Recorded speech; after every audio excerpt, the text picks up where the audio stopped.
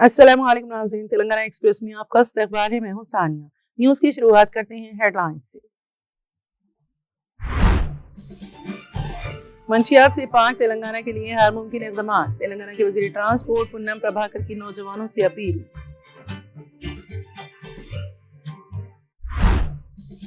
साबिक़ मरकजी वज़ीर वेंकट स्वामी की जयंती तकरीब, कांग्रेस कायदीन का खिराज।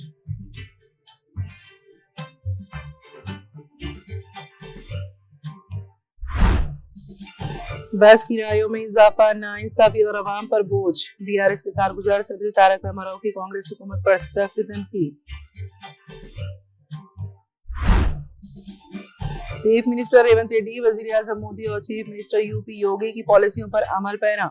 रियासत तेलंगाना में मुसलमानों पर मज़ालिम और मुतवातिर फिरका वाराना वाक़ियात वाज़ेह दलील। जुबलीहिल्स के ज़िमनी इंतखाब के पेश नज़र 2 नई स्कीमात का ऐलान, मुसलमानों के साथ भोंडा मजाक। अवाम बिलखुसूस मुसलमान बीआरएस को कामयाब बनाए, केसीआर के हाथ मजबूत करे। मोहम्मद आजम अली की प्रेस कॉन्फ्रेंस।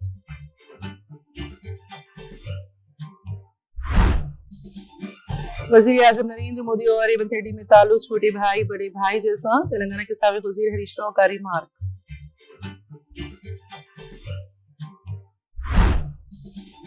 बस किरायों में अचानक इजाफा करके अवाम की जेबों पर डाला जा रहा है डाका। तेलंगाना जागृति तंजीम की सदर कविता की कांग्रेस हुकूमत पर सख्त तनकीद। जहरीला सिरप पीने से 10 बच्चों की मौत, सरकारी डॉक्टर गिरफ्तार। कोल्ड ड्रेप सिरप की खरीदो फरोख्त पर पाबंदी।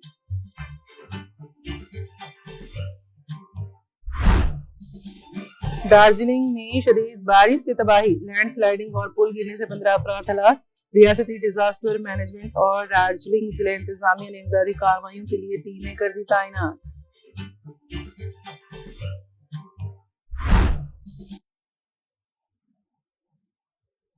और अब खबरों की तफसील। तेलंगाना के वज़ीर ट्रांसपोर्ट पुन्नम प्रभाकर ने नौजवानों से अपील की है कि वो मंशियात से दूर रहे और नेक रास्ते पर चले। उन्होंने कहा कि मंशियात से पाक तेलंगाना के लिए हर मुमकिन इक़दाम किए जा रहे हैं।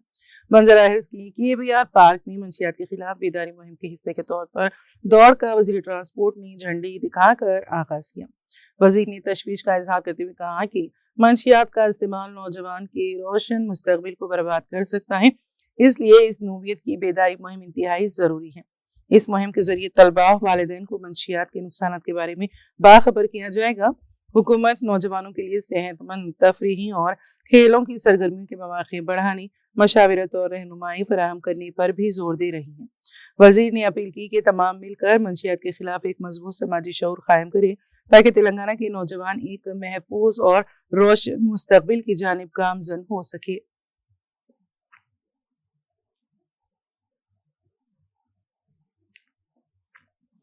तेलंगाना कांग्रेस के सरबराह महेश कुमार गौड़ ने साबिक़ मरकजी वज़ीर वेंकट स्वामी की जयंती के मौके पर उन्हें जबरदस्त खिराज अकीदत पेश किया। उन्होंने कहा कि वेंकट स्वामी एक अजीम कायद थी, जिन्होंने जिंदगी भर पसमानदा तबकात की आवाज बनकर समाजी इंसाफ के लिए जद्दोजहद की। उनकी खिदमत और इक़्तिदार, मसावत, इंसाफ और खिदमत आज की नस्ल के लिए मशाल राह है। महेश कुमार गौड़ ने याद दिलाया है कि वेंकट स्वामी ने तेलंगाना की पहली और दूसरी तहरीकों में कलीदी किरदार अदा किया था। उन्होंने मज़ीद कहा कि वेंकट स्वामी ने मजदूरों के हुकूक के तहफ़्फ़ुज़ के लिए जो खिदमत अंजाम दी वो नाकाबिल फरामोश है। सिंगारेनी कोल माइन वर्कर्स के साथ उनका रिश्ता इंतहाई गहरा था। मरकज में वज़ीर की हैसियत से उन्होंने पार्लियामेंट में सिंगारेनी मजदूरों के लिए इनकम टैक्स माफी की पहली बार पुरजोर वकालत की थी। महेश कुमार गौड़ ने कहा कि वेंकट स्वामी की पूरी जिंदगी अवामी खिदमत के लिए वाक़ रही। उनकी सोच और जद्दोजहद आज के कायदीन के लिए तहरीक का जरिया है। उन्होंने अपील की है कि उनके नजरियात को अपनाते हुए हमें समाजी मसावत के उसूल के सिमत में आगे बढ़ना चाहिए।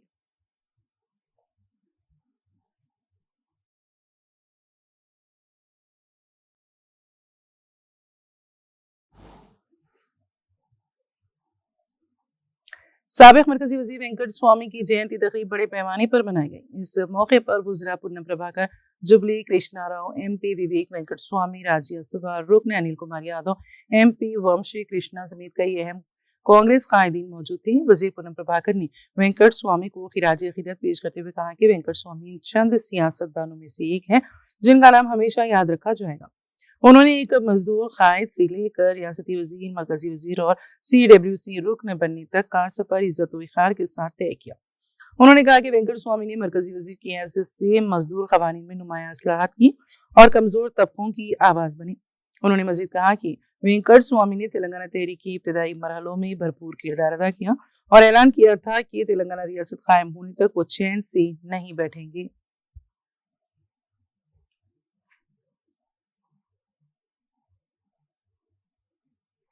अमेरिका की रियासत टेक्सास के शहर डलास में पेश आए अलमनाक फायरिंग के वाकये में तेलंगाना से ताल्लुक रखने वाले नौजवान तालिब इल्म चंद्रशेखर की मौत पर भुवनगिर के कांग्रेस रुकन पार्लियामेंट से किरण कुमार रेड्डी ने गहरे दुख और अफसोस का इजहार किया। अपने ताज़ियती पैगाम में उन्होंने कहा है कि एक नौजवान तालिब इल्म जो आला तालीम के मकसद से बैरून मुल्क गया था, इस तरह के पुरतशद्दुद वाक़े में अपनी जान गंवाना इंतहाई अफसोसनाक और दिल दहला देने वाला है। मैं चंद्रशेखर के अरकान खानदान से दिली हमदर्दी का इजहार करता हूँ। किरण कुमार ने मजीद बताया है कि उन्होंने इस वाक़े के सिलसिले में अमेरिका तेलुगु एसोसिएशन के नुमाइंदों और पीसीसी के नुमाइंदों के साथ साथ एनआरआई कमेटी के अरकान से बात की है। उनके मुताबिक वो लोग ह्यूस्टन में हिंदुस्तानी सिफारत खाने के ताउन से इस तालिब इल्म की लाश को जल्द अज जल्द हिंदुस्तान मुंतकिल करने की जरूरी इक़दाम कर रहे हैं।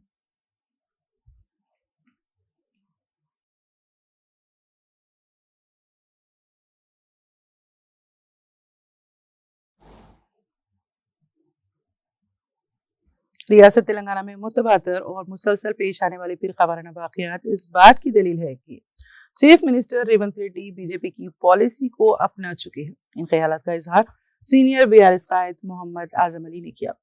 वो तेलंगाना भवन में प्रेस कॉन्फ्रेंस से खिताब कर रहे थे। मोहम्मद आजम अली ने कहा कि कांग्रेस हुकूमत में जैनूर में गुज़िश्ता 4 सितंबर को फसाद हुआ, मनसूबाबंद और मुनज़्ज़म अंदाज में मुसलमानों की इमलाक को नुकसान पहुंचाया गया, दुकानों को लूट लिया गया और 200 से ज्यादा दुकानात को आग की नजर कर दिया गया। तेलंगाना के क़याम के बाद पहली मरतबा यहाँ इतना बड़ा फसाद हुआ। चीफ मिनिस्टर और रियासती वज़रा ने यहाँ का दौरा तक नहीं किया। मुतासिरीन को आज तक माली इमदाद नहीं दी गई। जामे मस्जिद जैनूर को भी निशाना बनाया गया। मस्जिद की बेहुरमती की गई। पुरानी मस्जिद के नुस्खों की बेहुरमती की गई। मस्जिद में तोड़ फोड़ की गई। जैनूर में मस्जिद मसाजिद को भी निशाना बनाया गया। यहाँ कई दिनों तक कर्फ्यू नाफिज किया गया। इंटरनेट खिदमात बंद रही। मसाजिद में कई यौम तक नमाज ना हो सकी। न सिर्फ मुसलमानों पर जुल्म सितम की इंतहा की गई, बल्कि यहाँ मुसलमानों का समाजी बायकॉट किया गया। जमहूरी मुल्क हिंदुस्तान में तेलंगाना के जैनूर में मुसलमानों को एकाव तनहा कर दिया गया। मुसलमानों से किसी भी किस्म की मामलत न करने का आवाम को पाबंद किया गया और मामलात करने पर जुर्माने आयद करने का ऐलान किया गया। पहले ही फसाद के जरिए मुसलमानों की मईशत को तबाह ताराज कर दिया गया था। बाद उनके मखाते के जरिए उन पर जुल्म सितम ढाया गया। इन तमाम वाक़यात के बावजूद कांग्रेस हुकूमत ने खामोशी इख्तियार की। साबिक चीफ मिनिस्टर वो बीआरएस सरबराह के चंद्रशेखर राव की हुकूमत में तेलंगाना में अमन व अमान कायम था। तेलंगाना फसादात से पाक था। गंगा जमनी तहजीब को फरोग हासिल हुआ था। वहीं आज रेवंत रेड्डी हुकूमत में हिंदू मुस्लिम भाईचारे को शदीद नुकसान पहुंचाए। Revanth Reddy chief minister UP Yogi के नक्शे कदम पर चल रहे हैं। कांग्रेस हुकूमत में मुतवातिर मसाजिद को निशाना बनाया जा रहा है। मोइनाबाद के चलकूर में कदीम कुतुबशाही मस्जिद जागीर को शहीद कर दिया गया। आज तक खातियों के खिलाफ कोई कार्रवाई नहीं की गई। बराए नाम FIR का इंदराज अमल में लाया गया और सिर्फ JCB ड्राइवर को गिरफ्तार किया गया।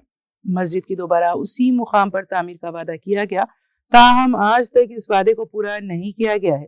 इसके अलावा संगारेड्डी में एक मदरसे को निशाना बनाया गया। मदरसा मिनहाजुल उलूम के तलबा पर अशरार ने मुनज़्ज़म अंदाज में हमला किया। कुर्बानी के बड़े जानवरों के मामले को बुनियाद बनाकर यहाँ हंगामा आराई की गई। पुलिस की तहकीकात में वहाँ कोई भी ममनुआ जानवर नहीं मिला। इसके बावजूद मदरसे के तलबा पर हमला किया गया, जिसकी वजह से मदरसे के तलबा जख्मी हुए और जब जख्मी तलबा को इलाज और मौलिजे के लिए दवाखाने से रुजू किया गया तो अशरार ने दवाखाने पर भी हमला कर दिया। इसी तरह के वाकयात में चिरलापल्ली में जामा मस्जिद के करीब जुमा के रोज मुसल्लियों पर संगबारी की गई। बालापुर की मस्जिद को भी निशाना बनाया गया। मोहम्मद आजम अली ने कहा कि कांग्रेस हुकूमत में जमहूरियत नाम की कोई चीज नहीं है। नज्म व ज़ब्त ठप हो चुका है। अफसोस की बात यह है कि अक़लियती अक़ामती स्कूल की हालत भी इंतहाई अबतर हो चुकी है। वनपर्ती में अक़लियती अक़ामती स्कूल में नमाज पढ़ने वाली मुस्लिम लड़कियों का हिजाब खींचा गया, ताहम हुकूमत खामोश तमाशाई बनी रही। ये तमाम वाक़यात ऑन रिकॉर्ड्स हैं। उन्होंने कहा कि माक़बल इंतखाबात कांग्रेस पार्टी ने मुसलमानों से कई वादे किए, झूठे वादों के जरिए कांग्रेस पार्टी बरसर इख्तियार आई। रेवंत रेड्डी हुकूमत के तकरीबन 2 साल मुकम्मल होने आ रहे हैं, मुसलमानों से किया गया एक भी वादा पूरा नहीं किया गया और न ही मुसलमानों को एक भी ओहदा दिया गया। आज तक रियासती काबीना में मुस्लिम नुमाइंदगी नहीं है। आमिर अली खान को MLC बनाया गया। कांग्रेसी कायदीन के बाद जानते थे कि ये एक मुतनाज़ मसला है, इसके बावजूद आमिर अली खान को कुर्बान किया गया और आज मोहम्मद अजहरुद्दीन साबिक क्रिकेटर के साथ भी वही खेल खेला जा रहा है। मोहम्मद आजम अली ने कहा कि कांग्रेस हुकूमत दरअसल मुसलमानों को कुछ देना ही नहीं चाहती। जुबली हिल्स के ज़िमनी इंतखाब को पेश नजर रखते हुए हाल ही में मुसलमानों को दोबारा गुमराह करने के लिए चीफ मिनिस्टर रेवंत रेड्डी ने 30 करोड़ रुपए की मंजूरी के साथ 2 नई स्कीमात का ऐलान किया। कांग्रेस हुकूमत की जानिब से इंदिरा मुस्लिम महिला योजना का ऐलान किया गया, जिसके तहत तनहा जिंदगी बसर करने वाली खवातीन, बेवाओं और मुतलका खवातीन को इस स्कीम के तहत फीकस 50,000 रुपए इमदाद की फराहमी का ऐलान किया गया। इस स्कीम के नाम पर भी मुस्लिम खवातीन के साथ कांग्रेस हुकूमत खिलवाड़ कर रही है। अगर आदाद शुमार देखे जाएं तो तेलंगाना में तनहा जिंदगी बसर करने वाली खवातीन के अलावा मुतलका और बेवा खवातीन की तादाद जायद 10,000 है। अगर 10,000 खवातीन को फीकस 50,000 रुपए माली इमदाद फराहम की जाती है तो इस स्कीम के लिए 50 करोड़ रुपए दरकार होंगे। इसी तरीके से गरीब मुस्लिम तबका जैसे फोखरा, नूर बाश व दीगर के लिए मोपैड गाड़ियों की फराहमी के खुसूस में 1 लाख रुपए इमदाद का ऐलान किया गया है। तेलंगाना में फकीर और नूरबाश तबकात की आबादी तकरीबन 15,000 है। इस लिहाज से भी देखा जाए तो इस स्कीम पर अमलावरी के लिए जायद 200 करोड़ रुपए दरकार होंगे, लेकिन रियासती हुकूमत ने सिर्फ 30 करोड़ रुपए की मंजूरी का ऐलान किया है। ये मुसलमानों के साथ एक भोंडा मजाक है। मोहम्मद आजम अली ने पुरजोर अंदाज में कहा कि कांग्रेस के अक़लियती कायदीन आखिर खामोश क्यों हैं। उन्हें अपनी हुकूमत से सवाल करना चाहिए कि अक़लियतों के साथ किए गए वादों का क्या हुआ। रेवंत रेड्डी के झूठे वादों पर खामोशी इख्तियार करने की वजह क्या है। मोहम्मद आजम अली ने कहा कि कांग्रेस हुकूमत फसादी हुकूमत है। कांग्रेस हुकूमत का मंशा और मकसद सिर्फ मुसलमानों को नुकसान पहुंचाना है और मुसलमानों की लीडरशिप को खत्म करना है।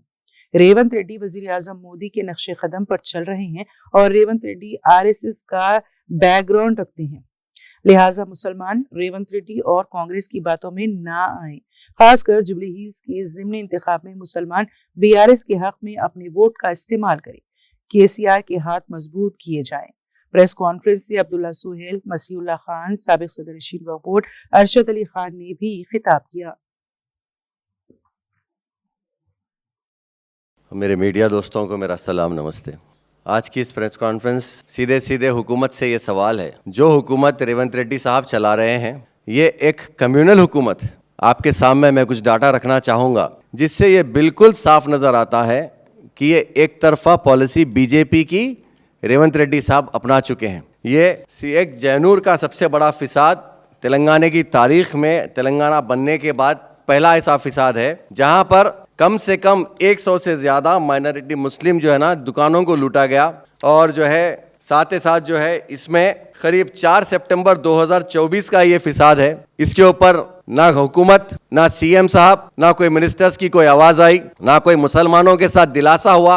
यही तो नहीं, ये जामा मस्जिद पे जो हमला हुआ उसके अलावा और 4 मसाजिदों पे भी हमला हुआ और साथ ही साथ 35 दिन तक ये 5 मसाजिदों में नमाज पढ़ने की इजाजत नहीं दी गई। लोगों से मिलना जुलना बंद कर दिया गया। और सबसे हैरतनाक बात तो ये है, एक डेमोक्रेटिक कंट्री में रहते हुए एक ऐसा जो है वहां पे माहौल बना दिया कि मुसलमानों से ना कोई सौदेबाजी करे, ना उनको कोई दुकानों पे अनाज दिया जाए, ना वहां पर उनको कोई सहूलत दिया जाए।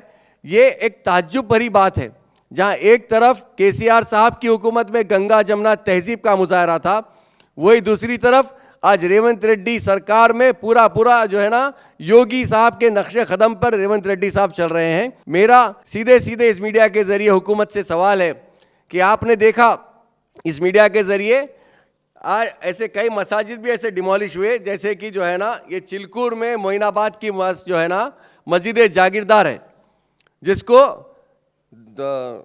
22 जुलाई 2024 में डिमोलिश किया गया था। उस पर भी आज तक कोई कार्रवाई नहीं हुई। एक FIR के नाम पर एक ड्राइवर को अरेस्ट किया गया था JCB के, उतना ही। लेकिन जब हुकूमत के कुछ नुमाइंदे वहाँ पर आकर ये बोले कि इस मस्जिद को हम फौरी जो है ना तौर पे तामीर किया जाएगा। अभी तक वहाँ पे कुछ नहीं है। उसी के साथ साथ ऐसे और वाक़ये हमारे सामने हैं। संगारेड्डी में ये एक मस्जिद है, उसके ऊपर भी उसको निशाना बना गया। मिनाजुल उलूम जो मदरसा संगारेड्डी का है, वहाँ पर के बच्चों के ऊपर जो है ना जुल्म ढाया गया और उन पर मारपीट की गई, यही बोलकर कि यहाँ पे जो है ना कुर्बानी के जानवर लाए बोलकर, जबकि पुलिस के वहाँ पे तहकीकात पर कुछ नहीं निकला। और जब ये बच्चे हॉस्पिटल को गए इलाज के लिए तो उनको हॉस्पिटल में घुसकर मारा गया। उसी के साथ साथ मैं इस मीडिया के ज़रिए बताना चाहूँगा, तूपरान और मेदक में भी मदरसों पर हमले हुए, मदरसों को नुकसान पहुँचाया गया। चिल्लापल्ली जामा मस्जिद के पास जुम्मे के दिन गैर ज़रूरी के पथरावबाजी की गई। ये सिर्फ शर फैलाने के काम है और ये हुकूमत का सीधा सीधा जो है ना मंशा यही है। ये बालापुर की मस्जिद पर भी जो हमला हुआ, ये बताना यही चाह रहे हैं कि हम एक तरफा हुकूमत चला रहे हैं, यहाँ डेमोक्रेसी नहीं है, यहाँ भाईचारगी नहीं है। अफसोस की बात तो ये है, टेम्ब्रिज जैसा इदारा जहाँ पे तकरीबन जो है माइनॉरिटी और कुछ नॉन माइनॉरिटी लड़कियाँ भी पढ़ते हैं, वहाँ पर ख़ासकर वनापड़ती में टेम्ब्रिज के एक ब्रांच में जो गर्ल्स स्कूल है, उस पर जाकर नमाज़ पढ़ने वाले लड़कियों से हिजाब खींचा गया। ये ऑन रिकॉर्ड, मैं आपको जो भी बात बता रहा हूँ ये सब ऑन रिकॉर्ड है और आप लोग मीडिया मेरे भाई आप सब ये चीज़ चेक कर सकते हैं। और अफसोस ये भी होता है, एक तरफ रेवंत रेड्डी साहब जो है ना इलेक्शन से पहले मुसलमानों को अपना दोस्त मानकर आज सीट पे बैठे, लेकिन करीब 2 साल के वक्फे में ना एक मुसलमान को एक ओहदा दिया गया, ना एक मिनिस्ट्री गई, ना दी गई। और जब एक एमएलसी दिए गए थे हमारे आमिर अली खान साहब को, ये भी उनको पता था ये एमएलसी जो है ना ख़तरे में है, उसके बावजूद भी उनको जो है ना कुर्बान किया गया उसके ऊपर। आज अजहरुद्दीन साहब के साथ भी वही खिलवाड़ हो रहा है। रिसेंटली टाइम्स ऑफ इंडिया में बहुत बड़ा आर्टिकल आया है कि ये कांग्रेस हुकूमत जो है ये मुसलमानों के साथ मजाक कर रही है, बल्कि मुसलमानों को कुछ देना नहीं चाह रही। रिसेंटली जैसे ही जुबली हिल्स का इलेक्शन आया, सीएम साहब ने 30 करोड़ रुपए का ग्रांट ऐलान किया, ये कहकर कि ये इंदिरम्मा जो है ना महिला माइनॉरिटी महिला के लिए जो है ना हम स्कीम लाए हैं, जहाँ पे जो शादीशुदा लड़कियाँ नहीं, शादीशुदा नहीं है सो लड़कियाँ हैं और बेवा है और विडोज़ है, उनको 50-50 हज़ार रुपये दिए जाएंगे। जबकि अगर आप हिसाब देखेंगे, कैलकुलेशन देखेंगे तो तमाम तेलंगाना में कम से कम 10,000 से ज़ायद ऐसे लेडीज़ है, ऐसे लड़कियां हैं या तो जिनकी शादी नहीं हुई है, या कोई बेवा है, या कोई डिवोर्सी है। अगर 10,000 लड़कियों के हिसाब से भी आप 50,000 रुपये का हिसाब डालते हैं तो 50 करोड़ रुपए होते हैं। उसी तरीके से मुस्लिम में जो धोबी तबका है, लोअर तबका है, उनको 1 लाख रुपए का ग्रांट देने की रेवंत रेड्डी साहब ने बात की, जिसके साथ उन्होंने ये कहा था रेवंत रेड्डी माइनॉरिटी का जो है ना ये साथ देंगे हम और 1 लाख रुपए इसका जो है ना ग्रांट देंगे। जबकि अगर वो भी आज देखा गया तेलंगाना में कम से कम 12 से 15 हज़ार ऐसे लोग हैं, तो आप हिसाब डाल के अगर देखते हैं तो कम से कम 200 करोड़ से ज़्यादा जो है ना इसके लिए फंड की ज़रूरत है। आज सिर्फ जुबली हिल्स को लेकर इलेक्शन सामने देखकर 30 करोड़ रुपए का ग्रांट करते हैं और मुसलमानों से एक मजाक करते हैं। मैं इस मीडिया के ज़रिए हमारे कांग्रेस के जितने भी माइनॉरिटी लीडर्स हैं उनसे एक ही सवाल है मेरा, इतना सब जब कांग्रेस में हो रहा है तो आप लोग खामोश क्यों हैं? आप लोग आवाज़ क्यों नहीं उठाते? आपकी जिम्मेदारी है, आप आगे बढ़े। आप कम से कम जो वायदे हमारे रेवंत रेड्डी साहब ने किए थे उसके ऊपर खामोश बैठने की वजह क्या है? मैं इस मीडिया के ज़रिए इतना ही कहूँगा, ये हुकूमत फिसादी हुकूमत है, इनका मकसद मुसलमानों को नुकसान पहुँचाना है और ये हुकूमत के ज़रिए मुसलमान लीडरशिप को ख़त्म करने की कोशिश है, जो कि एक हमारे मोदी साहब के प्रिंसिपल पे चलने वाले उन्हीं के शागिर्द रेवंत रेड्डी साहब है, आरएसएस का बैकग्राउंड रखने वाले। इनके बातों में ना आइए।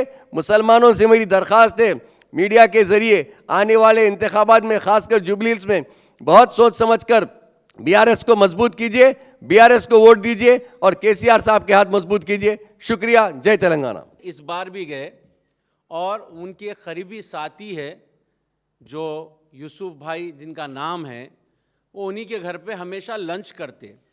इसी तरह से उन्हीं के घर पे लंच किए और जो फ़ोटो वायरल हुई है वो आप अगर से फ़ोटो देखेंगे तो यूसुफ साहब के घर वाले उनके साथ लंच कर रहे सोए। ना वो क़ब्रस्तान के ज़िम्मेदार हजरात से मिले, ना वहाँ के लोग जो इस तकलीफ़ में जो है जो आवाज़ उठा रहे ना उनको मिले, ना वो ऑफिसरों को बुलाकर बात करे कि ये मेरी कॉन्स्टिट्यूंसी में जहाँ का मैं चीफ मिनिस्टर हूँ, रातों रात किसकी ऐसी हिम्मत हो गई जो मेरे कॉन्स्टिट्यूंसी के मुसलमानों के कब्रस्तान को मिसमार करा। ये एक वर्ड भी पूछने को नहीं आया रेवंत रेड्डी साहब को, और उन्हीं के एक मीडिया वाले ने ऐसा वायरल किया है कि रेवंत रेड्डी जाकर कोरंगल के मुसलमान कम्युनिटी से बात की है। यह सरासर झूठ है, यह वहाँ पर किसी से बात नहीं की गई। हमको अंदेशा ये है कि उसके आगे और एक चिल्ला है, उसके आगे और 2 कब्रस्ताना हैं, उसके आगे एक मस्जिद की बाउंड्री है। हमको ऐसा इंफॉर्मेशन मिली है और वहाँ के लोग जो है कलेक्टर को एक रिप्रेजेंटेशन भी दिए हैं कि ये भी निशानदी करे हैं।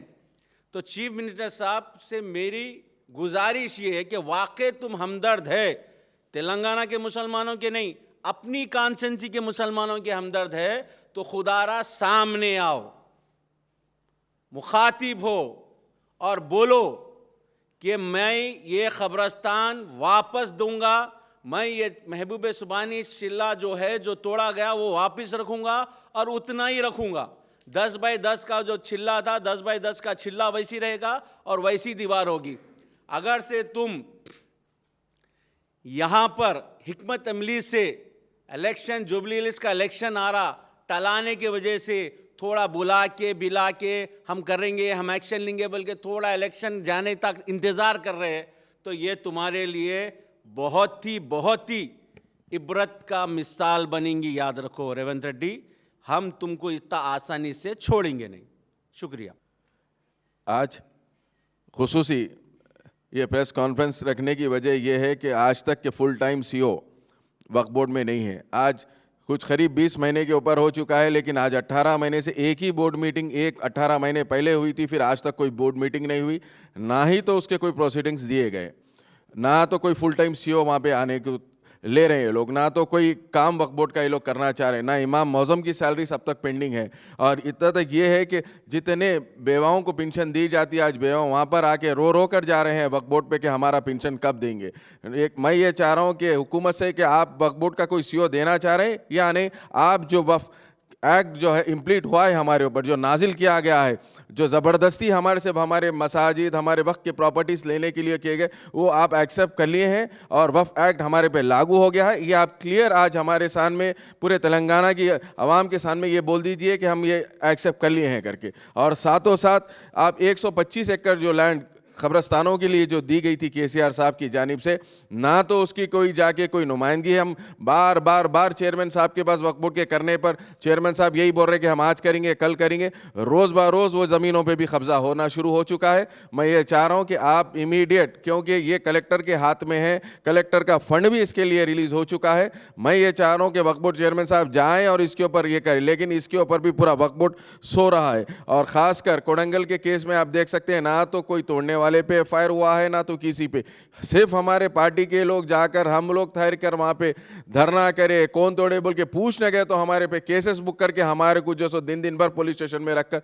यह जुल्म किया जा रहा है। क्यों तोड़ने वाले पे एफआईआर नहीं है, लेकिन जो चीज़ जाकर बोलने बताने पर जो सो हमारे पर सुबह से शाम तक बिठा के एफआईआर किए जा रहे हैं। और मैं खासकर अनीसुल गुरबा के बारे में बोलता हूँ, जो एक इदारा ऐसा इदारा था जो 400 गज का था, उसको गवर्नमेंट लैंड केसीआर साहब देके 4000 गज देकर उसको 39 करोड़ रुपए लगाकर उसको बनाकर टिमरीज जैसे इदारे को, अच्छे से अच्छे इदारे को देना है। और टिमरीज जैसे इदारे को देकर वहाँ पे यतीम असीर बच्चों को साथ हमारे टिमरीज के बच्चों के साथ रख के उनको पढ़ाना, उनको रिहाइश के लिए दिया गया है। आज वो चीज़ भी आप देख सकते हैं, वो इदारे में कोई भी उसके अंदर काम हो रहा ही नहीं है। मैं ये चाहता हूँ, खासकर हमारे सीएम रेवंत रेड्डी साहब से पूछना चाहता हूँ कि आप वक्त की जो बिल है उसको आप तेलंगाना में लागू कर दिए हैं, ये हमारे को दिख रहा है। मुसलमान आपको जान चुके हैं और इंशाअल्लाह ताला ये जुबली इलेक्शन में आपको इसका रिजल्ट मिल जाएगा। Thank you. बिस्मिल्लाहिर्रहमानिर्रहीम, बिस्मिल्लाहिर्रहमानिर्रहीम। आज आप देख रहे हैं रेवंत रेड्डी साहब की हुकूमत आने के बाद जो हैदराबाद में किस तरीके से क्या माहौल है। आपने देखा है कि रेवंत रेड्डी साहब की ख़ुद की कॉन्स्टिट्यूंसी के अंदर जहाँ पर 3 कब्रस्तानों को, आशुर खाने को और चिल्ला महबूब सुबानी को शहीद कर दिया गया। रेवंत रेड्डी साहब दिन में सेकुलरिज्म का झंडा लेकर फिरते हैं और रात के अंधेरे में मुसलमानों के पीठ पर खंजर भोंकते हैं। ये बहुत अफसोस की बात है, खाली सिर्फ मुसलमानों को क्यों टारगेट किया जाता। मैं आपसे एक सवाल करता हूँ, जैसा कि आज़म भाई ने कहा है, मस्जिद जागीरदार को शहीद कर दिया गया और वहाँ पर शब्बीर अली साहब और दूसरे कई और कांग्रेस के लीडरों ने कहा हम 15 दिन में इसको तामीर कर वापस कर देंगे, लेकिन आज तक उसका कोई कुछ नहीं हुआ। उसके बाद सीओ उसके ऊपर आवाज़ उठाता है और सीओ को निकाल दिया जाता है और आज 2 महीने तक वहाँ पर सीओ नहीं है। जब केसीआर साहब थे, हमेशा हर चीज़ में हमेशा आगे रहते थे मुसलमानों के लिए, चाहे वो शादी मुबारक हो या ओवरसीज स्कॉलरशिप स्कीम हो या हर एक स्कीम में आगे बढ़ते थे। आपने मौज़ूमों को, इमामों को कहा है इलेक्शन से पहले कि मैं 5,000 से 11,000 कर दूंगा। खुद अल्लाह ताला ने कुरान मजीद में ये कहा है कि झूठ बोलने वाले की मैं कामयाबी रोकता हूँ। आपने मौज़ूमों को, इमामों को भी झूठ बोला है, यहाँ तक कि आपने वादा किया। अरे हम जब कैनवसिंग को जाते थे, मैं आज़म साहब, हम लोग यूसुफगढ़ में जब फिर रहे हैं, तो वहाँ के कई इमाम और मौज़म कह रहे हैं कि साहब हमको तो 5,000 10,000 तो छोड़िए, है सो 5,000 भी हमको 3 महीने 4 महीने 5 महीने से, कई लोगों को तो 6 महीने से नहीं मिले। मैं पूछता हूँ ऐसा क्यों किया जा रहा है, क्यों मुसलमानों के ऊपर ये ज़्यादती की जा रही है। देखिए, हर साल एक रमज़ान में इफ्तार पार्टी का इंतज़ाम होता है जहाँ पर हर चीफ मिनिस्टर आता है। मैं पूछता हूँ रेवंत रेड्डी साहब, इतना बड़ा प्रोग्राम है मुसलमानों का, रमज़ान का, रोज़ों का, इतना बड़ा इफ्तार पार्टी होती है, तो रेवंत रेड्डी साहब क्यों नहीं आए? आप ये बात को नज़र में रखिए, ये बात को सोचिए। पहली बार मेरे ख्याल से तेलंगाना की तारीख में अगर खुद की इफ्तार पार्टी में एक सीएम नहीं आना, एक बहुत बड़ी, मुसलमानों के लिए एक बहुत बड़ी परेशानी की बात है, सोचने की बात है कि आप लोगों को इस चीज़ को याद रखना है।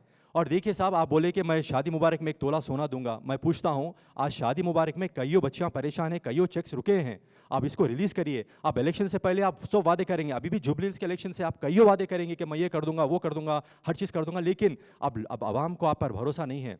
और मैं अब हमेशा कहता हूँ और कहता रहूँगा इंशाल्लाह, झूठ बोलने वाले की अल्लाह ताला कामयाबी रोकता है। आपने झूठ का सहारा लेकर हुकूमत को हासिल किया, लेकिन इंशाल्लाह वक्त बताएगा, आज वक्त बताएगा कि इंशाल्लाह जुबली हिल्स पे, ताकि जुबली हिल्स के सारे वोटर्स को मैं ये बात बताना चाहता हूँ कि आप बीआरएस पार्टी को वोट दीजिए, कार्ड के निशान को वोट दीजिए, भारी से भारी मेजॉरिटी से जीताइए। या और एक बात कहना चाहता हूँ मैं, आप देखेंगे हाइड्रा का जो वो था, अगर मुसलमानों जुबली हिल्स के, ख़ास तौर पर जुबली हिल्स के लोगों ने अगर बीआरएस पार्टी को वोट नहीं दिया, तो ये एक हाइड्रा का एक लाइसेंस है। आप एक रेवंत रेड्डी साहब को इनकरेज कर रहे हैं कि आप घर तोड़िए, हम आपके साथ हैं। आप उनको बताना है कि हम हाइड्रा से खुश नहीं है, हम शादी मुबारक से खुश नहीं है, हम ओवरसीज स्कॉलरशिप स्कीम देने से खुश नहीं है, आप जो वादा किए हैं 1 तोला सोना देने के लिए, हम उससे खुश नहीं है, आप जो झूठा वादा किए कि हम 5,000 से 10,000 कर देंगे इमामों को और मौज़ूमों को, आपने नहीं दिया, हम उससे खुश नहीं है। ये चीज़ को बताना है और ये इलेक्शन में बताना है, ताकि ये इलेक्शन हमारे लिए बहुत बहुत अहम इलेक्शन है। इंशाल्लाह मैं फिर एक बार आप लोगों का ममनून और मशकूर हूँ। शुक्रिया, थैंक यू। तेलंगाना के साबिक वज़ीर हरीश राव ने रिमार्क किया है कि वज़ीर आज़म नरेंद्र मोदी और वज़ीर आला रेवंत रेड्डी के दरमियान ताल्लुक छोटे भाई बड़े भाई जैसा है। उन्होंने संगारेड्डी जिले के नयाकल मंडल के कई बीजेपी कारकुनान की ज़हीराबाद के रुकन असेंबली मानिक राव की मौजूदगी में बीआरएस में शमूलियत के मौके पर मुनक़िदा तकरीब से खिताब करते हुए इल्ज़ाम लगाया है कि कांग्रेस और बीजेपी के अरकान पार्लियामेंट ने रियासत के लिए कुछ नहीं किया। हरीश राव ने कहा कि बीजेपी की क़यादत वाली मरकजी हुकूमत इन रियासतों को तरजीह बुनियादों पर फंड जारी कर रही है जहां पर इंतखाबात हो रहे हैं, जबकि तेलंगाना को नजरअंदाज किया जा रहा है। उन्होंने इल्जाम लगाया है कि मोदी ने रियासत को तिब्बी कॉलेजेस देने से इनकार किया, हालांकि मुल्क भर में 157 कॉलेजेस की मंजूरी दी गई थी। वज़ीर आज़म की 2022 तक किसानों की आमदनी दुगनी करने, बुलेट ट्रेनें मुतारिफ कराने और तमाम गरीबों के लिए रिहाइश फराहम करने के वादों को याद करते हुए हरीश राव ने कहा कि बीजेपी हुकूमत ने आवाम पर बोझ डाला। एलपीजी सिलेंडर की कीमत 350 रुपए से बढ़ाकर 1200 रुपए और पेट्रोल की कीमत 65 रुपए से बढ़ाकर 110 रुपए कर दी गई। साथ ही दीगर कई अशिया की कीमतें भी बढ़ाई गई। उन्होंने कहा कि मरकजी हुकूमत की जीएसटी कम करने की दावे गुमराहकुन है, क्योंकि हुकूमत सिर्फ 2017 में आए टैक्स को कम कर रही है।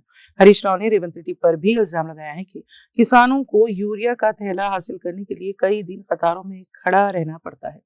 बीआरएस हुकूमत के तहत साबिक वज़ीर आला के चंद्रशेखर राव की क़यादत में तेलंगाना में ज़राअत मुनाफा बख्श बनाने की कोशिशों को याद करते हुए हरीश राव ने पार्टी कारकुनान से कहा कि वो मेहनत करें और मुत्तहिदा मेदक जिले में बेशतर मंडल परिषद और जिले परिषद नशिस्तों पर कामयाबी हासिल करें।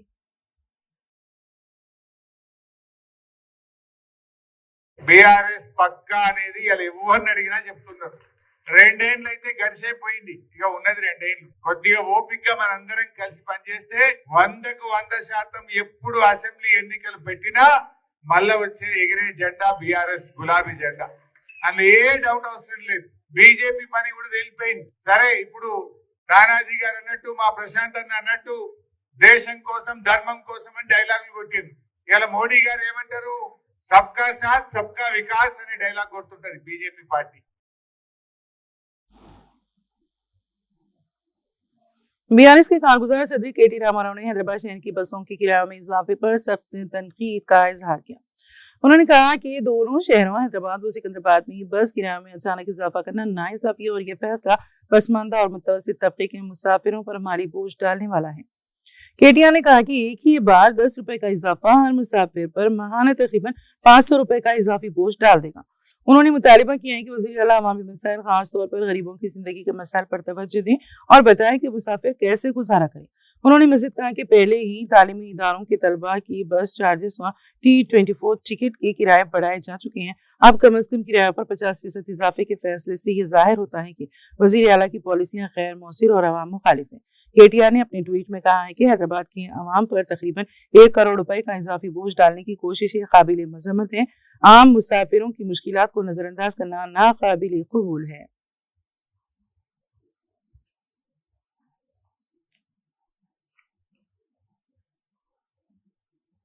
तेलंगाना जागृति तंजीम की सदर की कविता ने कांग्रेस हुकूमत पर सख्त तनकीद की है। एक्स साबिक़ा ट्विटर पर अपने ट्वीट में उन्होंने वज़ीर आला से सवाल उठाते हुए पूछा, आम आवाम से इतनी दुश्मनी क्यों वज़ीर आला साहब? उन्होंने कहा है कि हाल ही में सिटी बस पासों की शरहों में बेतहाशा इजाफा करके छोटे मुलाजिमीन और शहरी आवाम पर भारी बोझ डाला गया। अब फिर बस किराए में अचानक इजाफा करके आवाम की जेबों पर डाका डाला जा रहा है। कविता ने मजीद कहा कि ग्रीन जर्नी के नाम पर आम आवाम का खून निचोड़ा जा रहा है।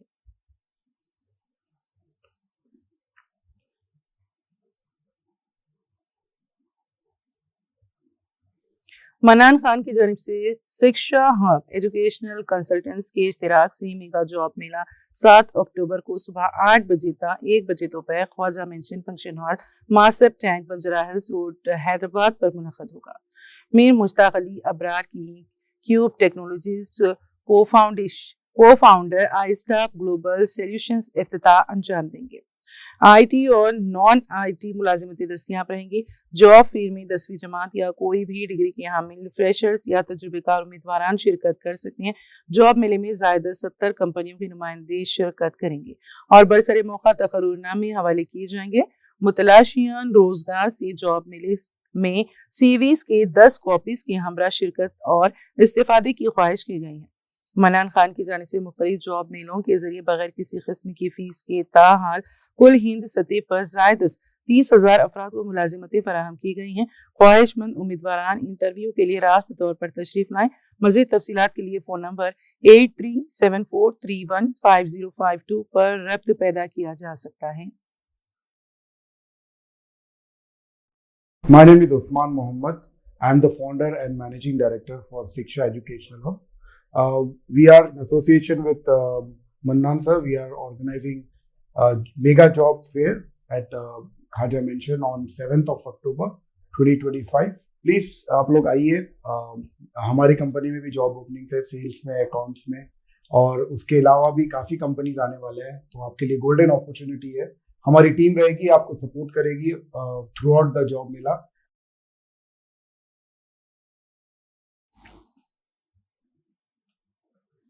ऑल इंडिया मजलिस इत्तेहादुल मुस्लिमीन के सदर वो हैदराबाद के रुकन पार्लियामेंट बैरिस्टर असदुद्दीन ओवैसी और अकबरुद्दीन ओवैसी की दूर अंदेश क़यादत में मजलिस सरकारी स्कीमों को हकीकी वक्त में अवामी फ़ायदे में तब्दील करना जारी रखे हुए हैं।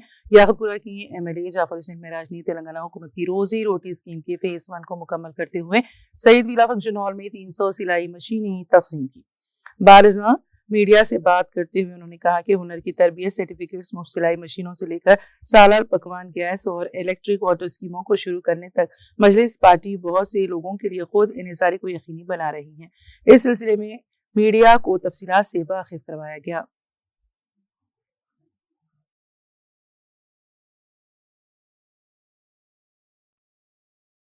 रेन बाजार सईद विला के अंदर 300 सीविंग मशीन का डिस्ट्रीब्यूशन अमल में आया है, जो हुकूमत की स्कीम थी, जिसमें काफ़ी लोग एप्लीकेशन डाले थे। पहला फेज हुकूमत तेलंगाना ने 300 सीविंग मशीन दी है, जिसका डिस्ट्रीब्यूशन यहाँ पर अमल में आया है।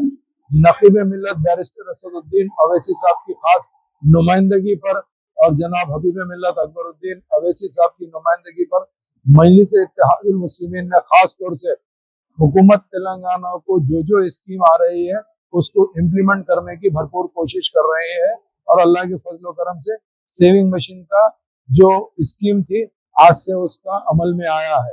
आज फर्स्ट फेज में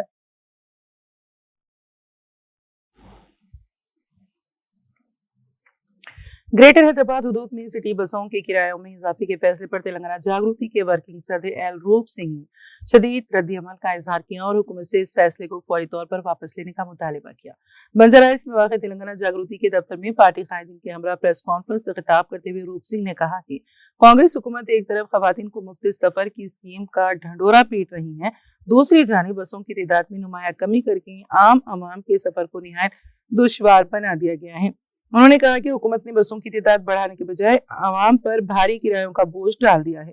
त्योहारों के मौके पर आवाम से इजाफी चार्जेस वसूल करने के बाद अब त्योहार खत्म होते ही शहर में किरायों में जबरदस्ती इजाफा कर दिया गया है। किरायों में ये इजाफा आम आवाम के लिए मजीद मुश्किलात पैदा करेगा। रूप सिंह नायक ने वाजे किया है कि अगर हुकूमत ने बस किरायों में इजाफे के फैसले को फौरी वापस नहीं लिया तो तेलंगाना जागृति अवामी सतह पर बड़े पैमाने पर एहतजाज मुनज़्ज़म करेगी। इस मौके पर तेलंगाना जागृति की रियासती नायब सदर श्रीकांत राव, यूथ जागृति सदर शिवा रेड्डी, रंगारेड्डी, जिले सदर पांडु रंगाना रेड्डी और कायदीन सत्या नारायण, जितेंद्र रवि राठौड़, पालानिशा, किशन नायक, कल्याण नायक व दीगर मौजूद थे। మహిళలకు ఉచిత బస్సు పేరుతోని గ్రామాలకు వెళ్ళే అనేక బస్సులను తగ్గించారు, పట్టణాల్లో కూడా అనేక బస్సులను తగ్గించారు। ఈ తగ్గినటువంటి బస్సులలో ప్రయాణానికి అనేక ఇబ్బందులు పడుతున్నటువంటి తెలంగాణ మధ్యతరగతి పేద ప్రజానికమంతా ఒకవైపున ఇబ్బందులు పడతా ఉంటే ఒక బస్సులను పెంచవలసినటువంటి ప్రభుత్వం బస్సులను పెంచకుండా ఛార్జీలను మాత్రమే పెంచాలనే ఆలోచన చేయడం బాధాకరం। ఈ ఆలోచనను మేము తీవ్రంగా జాగృతి పక్షాన ఖండిస్తున్నాం।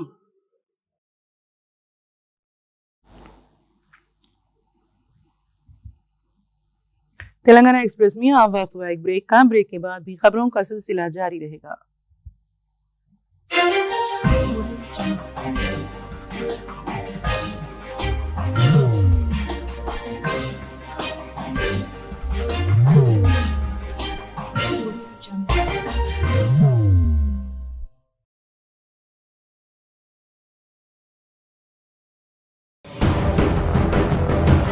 जिंदगी में कितना भी हो मुश्किलों का अंधेरा, रासिक स्टोन से चमकेगा किस्मत का सितारा। सीधे खानों से निकालकर तराशा गया और डॉक्टर रोशन और डॉक्टर MM रजा के ज्ञान से संवारा गया। इल्मी जवाहरात एक बेशकीमती इल्म है। ये जिंदगी के हर मोड़ पर हमें आगाही देता है।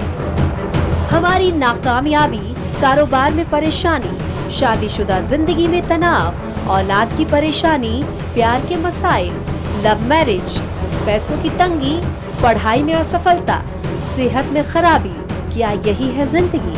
कैसे मिलेगी हमें इन सब से राहत? इन सब मुश्किलों से निजात पाने के लिए जेमोलॉजिस्ट डॉक्टर रोशन और डॉक्टर MM रजा से एक मुलाकात बदल सकती है जिंदगी और तकदीर दोनों। Bangalore, Hyderabad, Visakhapatnam, Vijayawada, Dubai, Delhi, Mumbai. One visit can change your life.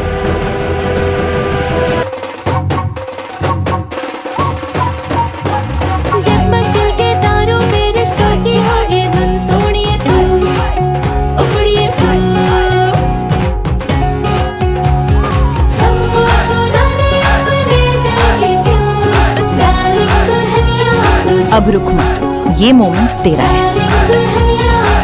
Be the showstopper, be the showrunner. Show how it's done. Come celebrate the Brides of India with Malabar Gold and Diamonds.